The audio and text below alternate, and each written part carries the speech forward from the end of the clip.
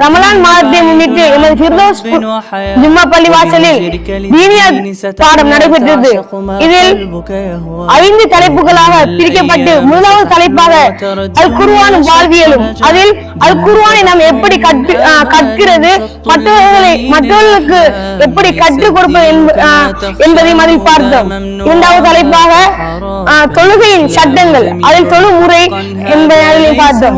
மூன்றாவது தலைப்பாக ஜனாசாவின் சட்டங்கள், ஜனாசாவை எப்படி குளிப்பாட்டுவது, அதை எப்படி கபன் செய்வது, ஜனாசாவை எப்படி கொண்டு செல்வது, அதை எப்படி அடக்கம் செய்வது, அடக்கம் செய்யும் போது ஓன் துவா, அதை நாம் அந்த அத்தியாயத்தின் மூலம் கற்றோம். நான்காவது தலைப்பாக தௌவா பணி, அந்த தௌவா பணியில் முஸ்லிம் அல்லாத மாற்று சமயத்தினரை எப்படி முஸ்லிம் பக்கம் அழைக்கிறது என்பதை அதில் பார்த்தோம். ஐந்தாவது தலைப்பு, அந்த தலைப்பு எமக்கு மிகவும் ஒரு த்ரில்லிங், ஒரு எப்படி சொல்றது, ஒரு புது வாழ்க்கை எமக்கு தந்த தலைப்பாகும். அந்த தலைப்பில் உளவியல், அந்த தலைப்புக்கு பேர் உளவியல் செயற்பாடுகள்.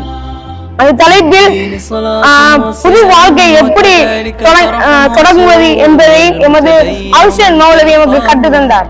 அவருக்கு எமது ஃபிரோஸ் பள்ளி மூலமாக சலாத்தை கூறி மீண்டும் அடுத்த ரமலானுக்கு அவரை அழைக்கின்றோம்.